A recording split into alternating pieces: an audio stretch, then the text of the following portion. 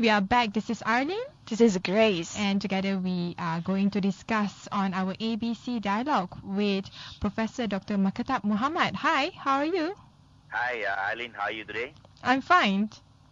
How are you? Okay, Alhamdulillah. So, you are from Malaysian Nature Society, and together today we are going to discuss about the Caviar project, which is the one that the Malaysian government is currently embarking regarding on rearing sturgeon via aquaculture. How much do you know about this project? Well, quite a bit, because we're trying to push for a detailed EIA for the project about 3 or 4 months ago. This is located just next door to Taman Negara, actually just on the bank of the Tembeling River.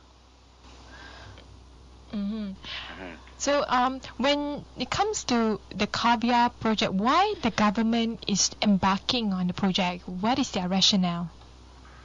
Well, it's money, basically, because they are, the main investor, basically the only investor is Felda. Felda, when they were giving the presentation, because we met with the MP of Pahang and also the ESCO or the Pahang state government last week on the 20th, and the Felda was there too to present their side of the story, and they're talking about making 30 ton of caviar within a year. I mean, in a year. So that's a lot of money. I mean, caviar-wise, right? So basically, this is the first caviar project in Malaysia.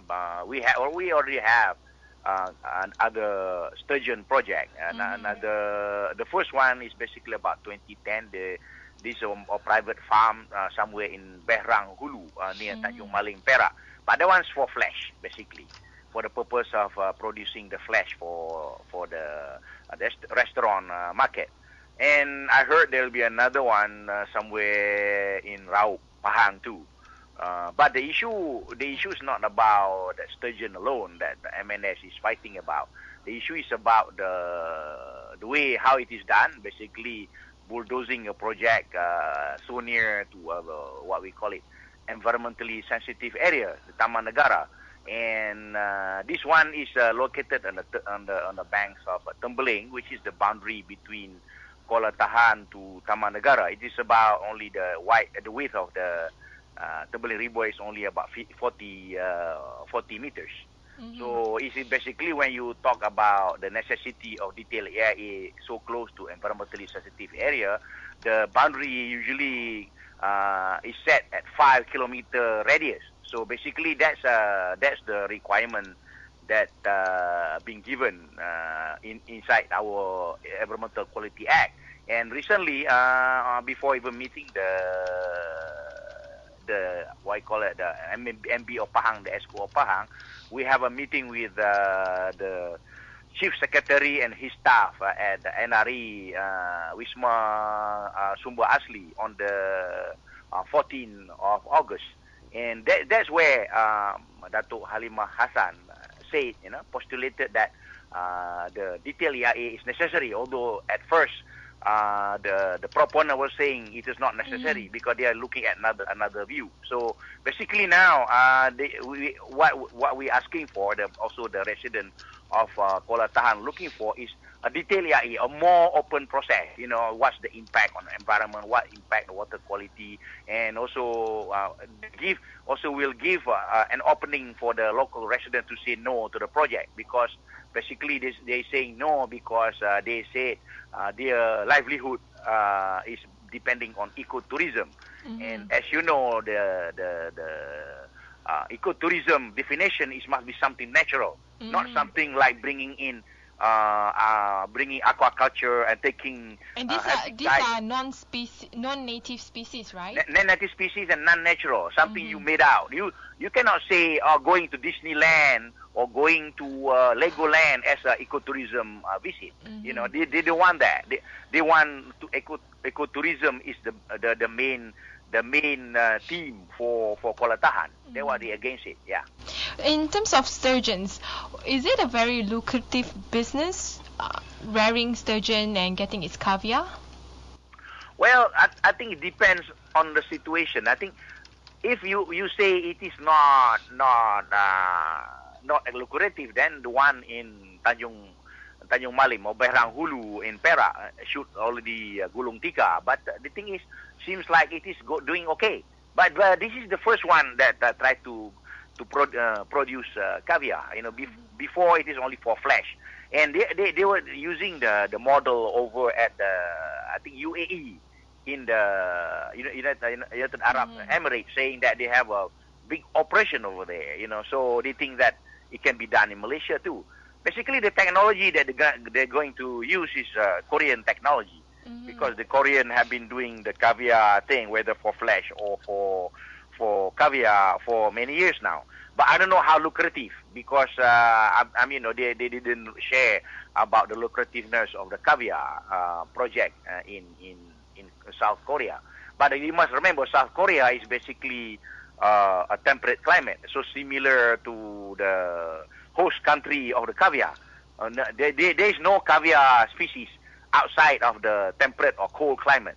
That you must remember that. Although it is successful in UAE, but it is not some species that can be found within the tropical region near the equator. So you're saying you'll be importing the technology from South Korea? Yeah. Is that what you're saying? They have a whole bunch of Korean on site already. Actually, when we met the MB of Pahang with the ESCO of Pahang, there were about 6 or 7 of the Korean who came along. I see. So how famous is it, the caviar itself in Korea? I'm not sure about that. I mean, it is. You must remember, caviar is what you call it, an elite food. Yes. Maybe they're thinking of selling to China, things like that. They try to find a market in China, because the nouveau riche of China always like to eat something that to show they are rich, whether they like it or not. So something interesting, isn't it? So basically, they try to find, you are rich now, come and eat something that only rich people eat. So they're trying to say that they can find a market. I mean, the market is there one way or another, but the only thing we question is whether it can really produce the amount, like 30 ton per year, or something that's not shown yet. It's something that still postulated. It's very possibly it become a failure, because there's no studies done. There's no precedent as of in our part of the world, although there are some in UAE, depending on the place and all that. The thing is that you must remember that sturgeon are slow grower. So to reach the caviar or the egg bearing age, it will need about 7 years minimum. So basically, what they're trying to do, from what I understood from their presentation, is that they will allow the caviar to live in pond outside. I mean, it's not within buildings. So outside pond at normal temperature. So in Malaysia, maybe the ambient temperature in the pond about 25, 27 degrees Celsius. And then when they reach the age egg bearing, then they have to put them inside a building where the temperature is controlled, and the water temperature is also controlled at like 15 or so, in the teens degrees Celsius. Only at this temperature, then the caviar can produce the egg. The sturgeon can produce the egg. If there is no, they are not taken into this kind of temperature, it will not produce the eggs. That's the parameters needed. I mean, from what they presented. So it is a quite complicated system of caviar production, because if you are in a temperate climate, you don't really need any kind of cooling system. That means you put in the building, then you have to use a lot of electricity, a lot of power to produce the temperature that basically at 15 degrees Celsius. Interesting that you share a lot of information about sturgeons and about the environment at the Taman Negara there. Yeah. What about the local community? Can you share more? What are the sentiments that the local community are facing or is feeling right now? Okay. Basically, you asking me about why MNS is against the project. I'm saying that it is basically a environmentally sensitive area, Taman Negara.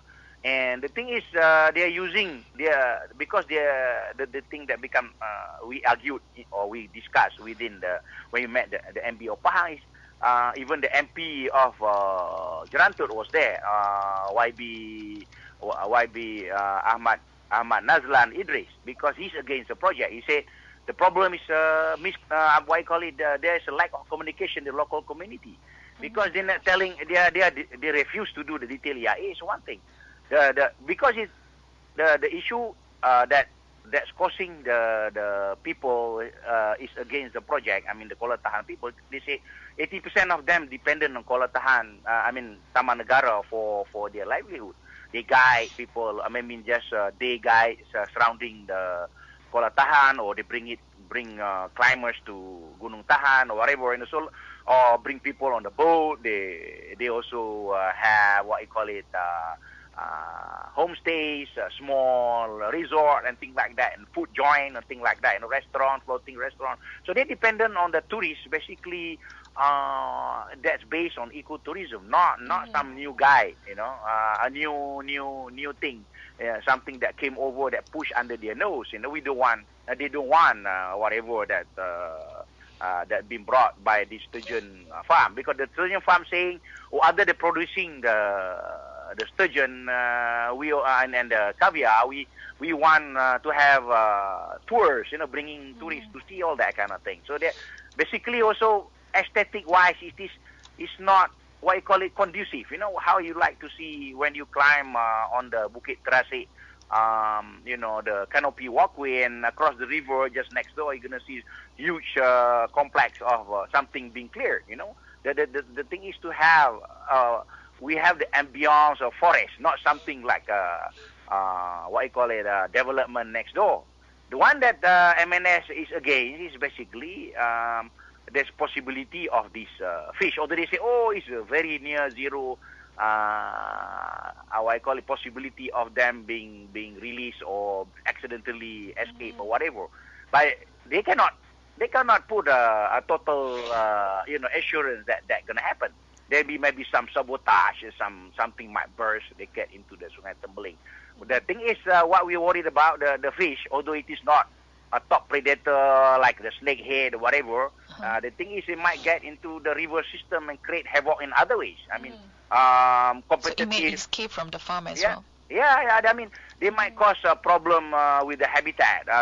Also, basically causing problem to the ecosystem. Local to ecosystem, and what we're worried about is the local fishes, kelah or the temole or the tapa. Whatever. So many species is there. Yes. We also asking why you want to bring. With the DOF, with FELDA, why you want to bring in some foreign species?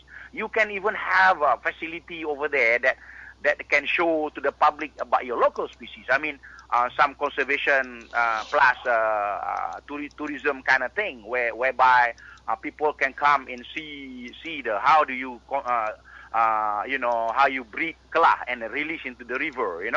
Because kelah is not a cheap species either. Kelah now can stand between 300. 500 ringgit per kilo, you know that? So basically, we have the kelah, we have a kelah restaurant next door, and selling, local recipe like kelah cooked in tempoyak, gulai masak tempoyak of Pahang. The local way of preparing. Why not? But that's I question, why you talking about something that's foreign, something comes from Siberia, when your own species that's next door, that near extinction, that you are not raising, So basically, that's questionable. How even our own FELDA is doing business. It seems like there's a lot of people being part of, or entities being part of this Caviar project or the sturgeon farming project. Can you name all the different government agency or corporations that will be or is currently embarking on the sturgeon project? As of this one is under ECER. So basically, That's why the MP of Jerantut, YB Ahmad Nazlan, was saying, they are using the PM's name to cover for their undoing, because they're saying, oh, this is a PM's project, so nobody can question the project, which is, I say, a lot of bull, because if it is a PM's project, they should follow all the laws that as of whatever parliament that the PM's as part of the head of state, and because basically all the law, the head of the state should follow all the law that's promulgated during and before his time, basically. So EQA is basically our law, so we have to follow that. It doesn't matter. Nobody is above the law. I'm not saying that you must do this different from anybody else. I'm saying you have to do it exactly, the necessity to do the study, because only by doing that Perhilitan can open their mouth saying that they are against the project. Because as of now, because PM as the CEO of the whole country, nobody else or no other department can say otherwise. And that MNS become the voice of the people, trying to say that, look, this is a necessity. You can do the project if it is approved. We have no problem about that, but you have to follow the process. So they be using the name of the PM, saying, no need to do EIA, whatever, or even feasibility study.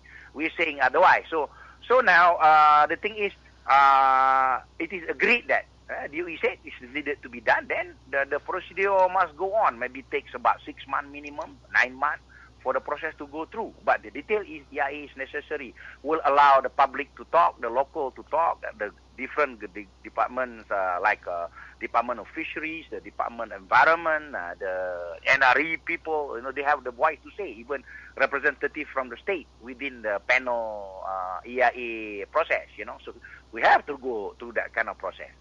Only then, if they say, okay, allow for the sturgeon project to go on, but maybe different location. That's what MNS is pushing for. I mean, okay, you still want to do a sturgeon or this Caviar project.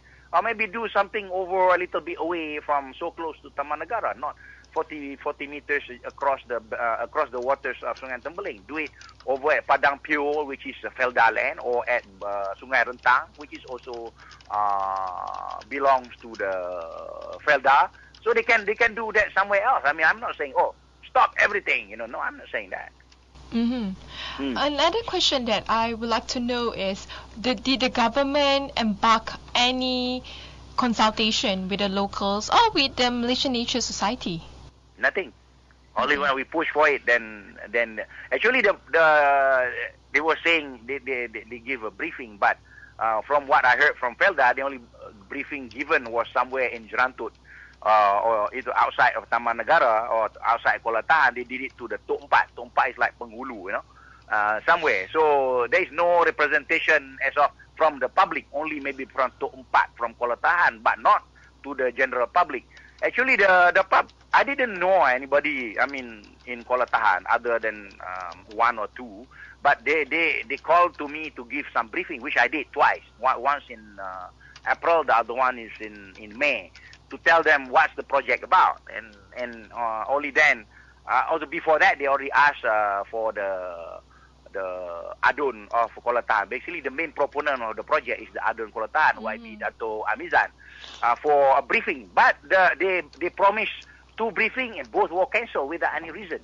So basically, there's no the local were left in the dark about what's going on, being ignored by the proponent.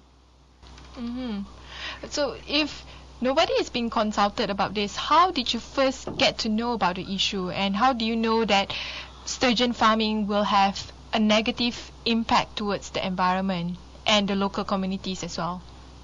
I think the local community through Facebook contacted me. I commented on a few issues. I said, you need my help to give you a talk about it, and they say, yeah. So I went over to give them. Before that, I don't really know anybody of what's happening in Kuala Tahan. But the thing is, even the impact on the environment, I also don't know. Detailed EIA is needed, not just because it is, we know there's a possible negative impact. We will need to do a detailed EIA because there are a lot of unknowns, and problem with Kuala Tahan project of this sturgeon project is basically there are a lot of unknown. Because they are unknown, it can be both way. That's why it can have both positive and negative impact. That's why the detailed EIA have needed to be done. When you're done with the study, then we have to weigh all the options. Whether it's good or not, to go ahead or not, to do it somewhere else, or total cancellation. So basically, it can go both way. And I'm not worried about either way. As long as there is some documentation or studies on the process, we will be happy. Because the process is that they have to consult. One of the thing is they have to, in the end, part of the detailed EIA, they have to consult with local community. They have to sit down with them, do a survey, and even schedule a townhouse meeting with all the residents, if not all, maybe the majority of the residents, to tell them about the project and to hear their side of the story. So that this kind of process is good. We will have a short break, and when we return, we will have more discussion on the sturgeon farming. All right. The voice of sharing. Durian ASEAN. Hey, this is Arlene. This is Grace. And together with us is Professor Dr. Maketab Muhamad. Hi. We are going to continue our discussion. Off air, we actually asked several questions to him. And Grace, you were asking him about something. Yes, one of the questions I would love to ask was there are quite a lot of reasons that are against this farming project, mainly because of the concerns of the ecosystem and also the usage of water, as well as also disturbing the habitat. So how would you make people public or also local people around the area to aware and or persuade them to proceed with this project? I think when you talk about consulting the people, it is the standard procedure in any detailed EIA. Any part of the socio-economic portion of the detailed EIA is that you have to consult or you have to do a survey with the local community within the 5-kilometer radius, or especially the one that's in Kuala Tahan. Yes. But they didn't do that. Basically, when they refused to do the detailed EIA, they didn't consult the local. Like I mentioned, it is a bulldoze project. Little Napoleon kind of thing. Oh, this is and name selling. Oh, this is a PM's project under NCER. ECER is the one that taking care, because this is considered in the East Coast. So and then the main or the only one financing the project is Felda, government-linked company, and the local Little Napoleon is basically the YB of Kuala Tahan, Dato Wan Amizan. So basically this thing just okay.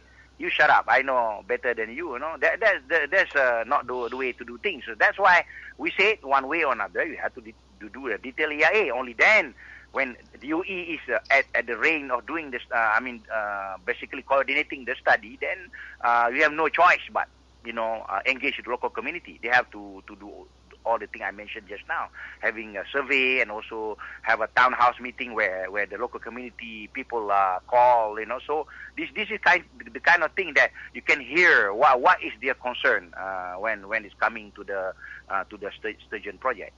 Interesting. If I'm not mistaken, a few weeks ago you had a press conference at the Malaysian Nature Society office regarding on a range of issues, environmental issues, and one of it, of course, is the sturgeon farming. Maybe you can share what you were expressing at the conference. Well, actually, we did the press conference on the 15th of August, but the main thing is that to tell the result of our meeting with the KSU, the Chief Secretary of NRE, because the day before, on the 14th, we have a meeting with them. And the main thing that, the main victory, basically, I would call it a little victory there, is that the DG of DOE, Dato Halimah Hassan, mentioned about the necessity, and they also, but during that time, already have a stop work order on site in Kuala Tahan, because they already cleared the area I mentioned. They have 50 acres of state land, basically forested area. They already cleared 30 hectares to be made as the site of the project. But because they don't have the detailed EIA, then DOE Pahang put an order, stop work order, and then they say nothing proceeds until the detailed EIA is finished. I see. Interesting. Now, from now on, who are your supporters? Who is on your side right now in terms of local government or any other entities or NGO or individual? Well, I mean, basically the Kuala Tahan people is leading this fight. Basically, they don't want the project over. Majority of them do not want the sturgeon project to continue. There are the other Pahang people behind this. MNS Pahang is also helping me to mobilize these people, and there are although a lot of scientific communities is supporting our fight against the sturgeon project, because the main issue is that considering the sturgeon is considered as a exotic or foreign species that might become loose and causing more problem. Yes. The issue here is when we talk about exotic species, when they say, oh, it won't cause any problem, it is not so reassuring considering the record of the Department of Fisheries. We have in Malaysia now maybe about 10 species that from overseas that already make our country their home, basically. That cannot be removed easily. For example, we have the tilapia, the keli Africa. We have even the relative of the piranha, the ikan pacu, that we found even in Sungai, not very far from Kuala Tahan, big one. And we have another big problem that, considering a failure, is basically the large fish of Arapaima gigas, which was basically let loose in Tasik Kenyir. And now the state government of Terengganu is putting a reward of 1,000 or more per fish. Because it's causing problem. This one is so large, I don't know whether it's true video or not, or manipulated video or not. We can, you go into YouTube, you can see Arapaima gigas that just jump about 1 meter in the air and catch a monkey on a branch. Can you imagine that? Something like that. So I don't know how many now in Tasik Kenyir, but there are some in Tasik Kenyir. This one is from Amazonia in South America. So it's not ours and it's causing problem.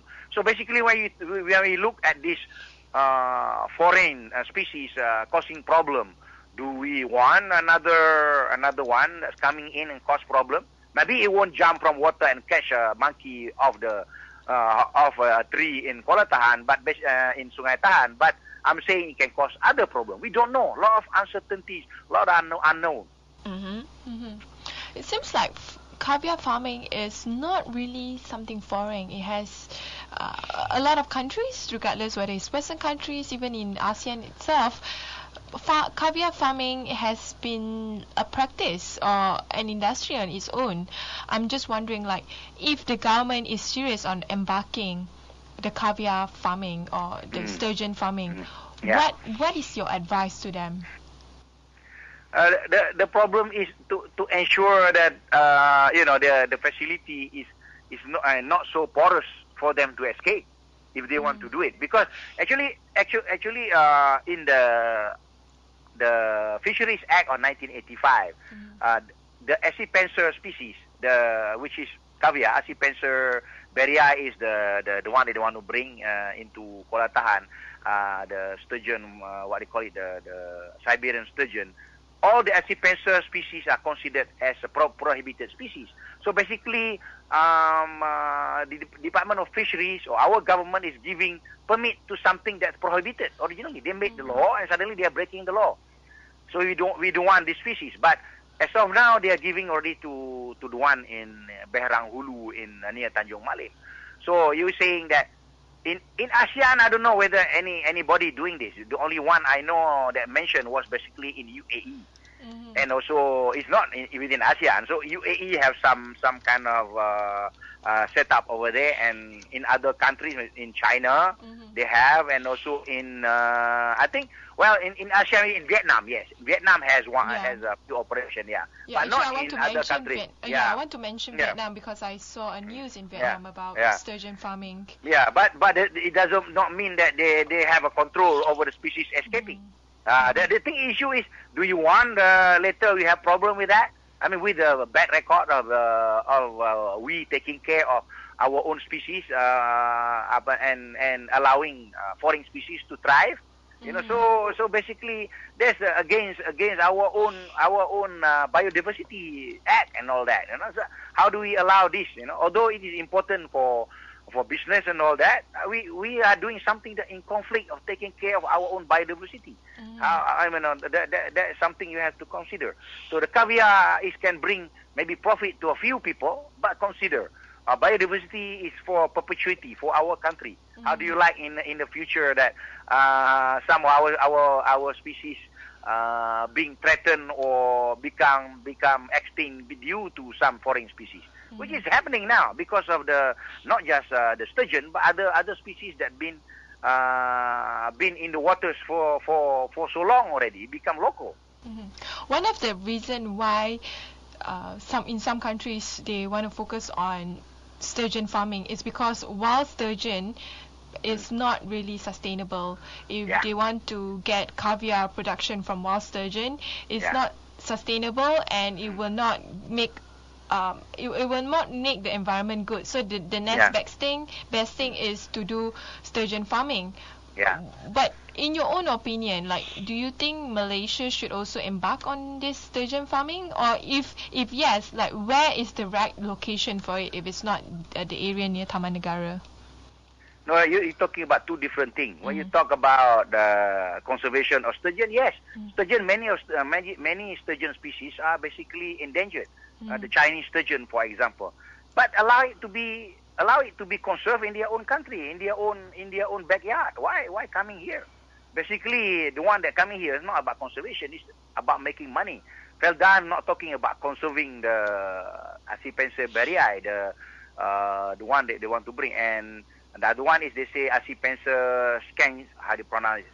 Skansky or something like that. Two major species they're going to bring in.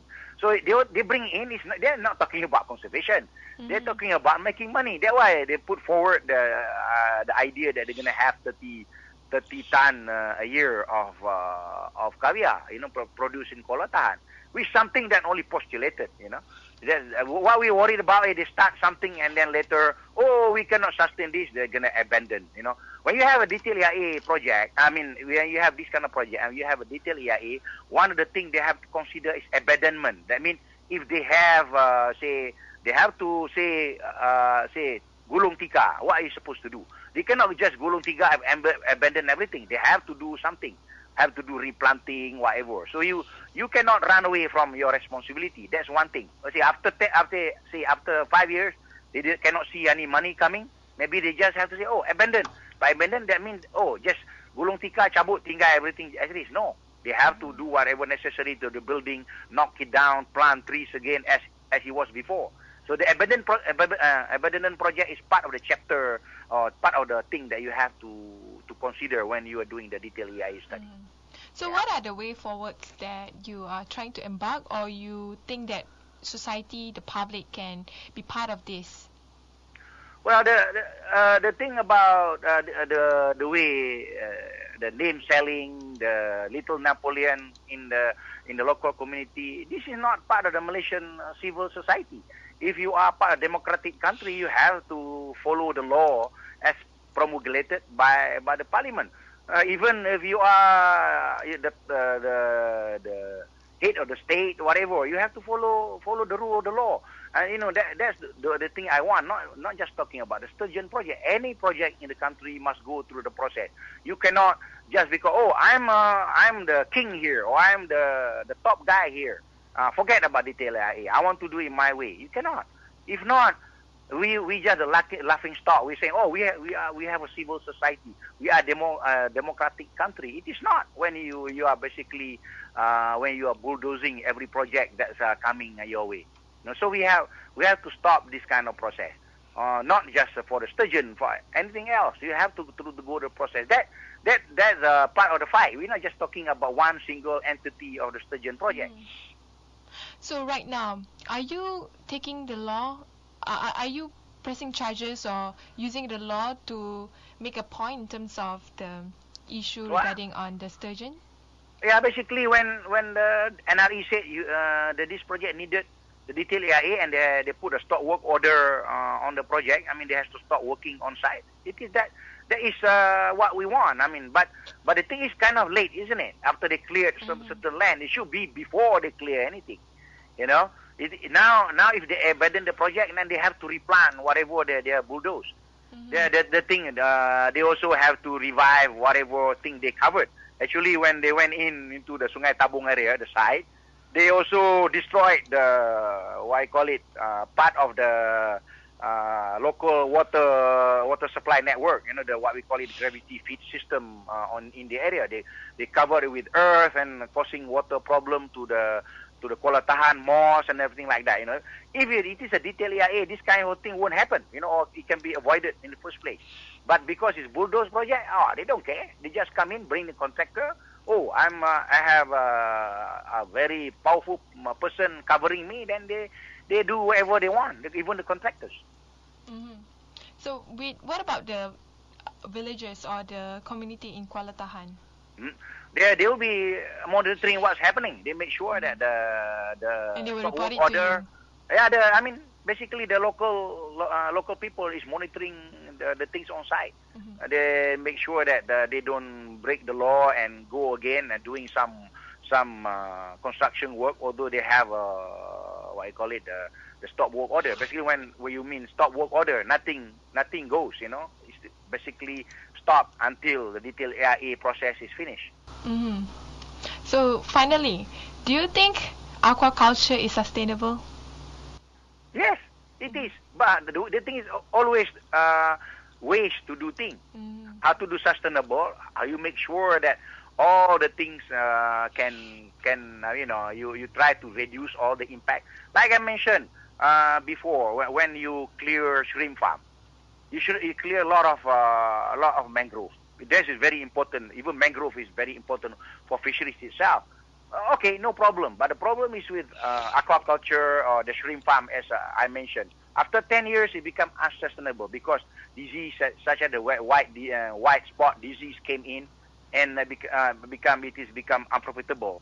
And the problem is you move to another site. They clear another area. That's what we against.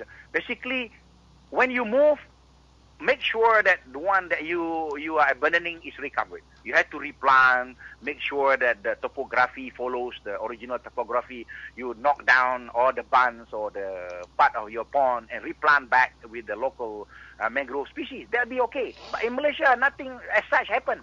And if DOF say otherwise, show me anywhere in the country whereby they abandon and then they cleared another site, they recover another the one that they abandoned.